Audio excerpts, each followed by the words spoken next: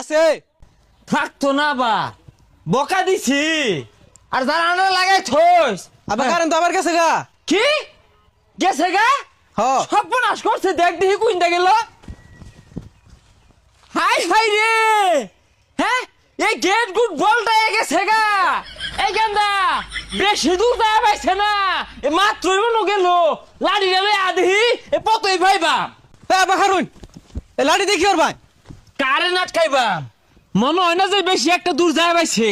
কারণ তেল তো নাই হুন্ডার দিয়ে যায় পাইছে না আমার মনে হয় অটো লাই লয়ে গেছে আর আনে পাগলামি করতে শুনকে লিখা কারেন্ট কোনোদিন অটো দিয়া যা। তুই বেশি বুঝিস তা তোর মনে হয় কি আইতে গেছে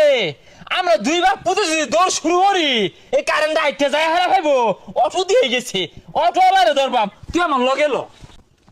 কিরে গেন্দা পর আমার দিয়ে বাইরে বেরোছিস কে? আব্বা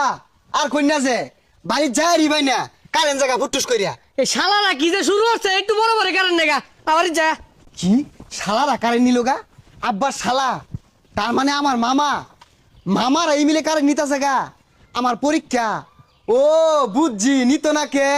মামার জিও তো পরীক্ষা দিতেছে আমার এনে কারেন্ট দিলে আমি যদি নাম্বার বেশি পাই আরি কতদিন পরে আইলাম এই দুলা বাইটা তালা মারে কই গেছে কে বাড়িতে পেলাম না বাইক না আইছো কি ব্যাপার বাইক না কথা কও না কেন লাগিয়া রাগ করতাছো কে পরীক্ষা খারাপ হইতাছে হ্যাঁ বেটা চুপ একটা কথা কন্যা যে আইনে মামা না হইলে পিঠটা হেস সারতাম ও বুঝছি বাইকনার পরীক্ষা খারাপ হইতাছে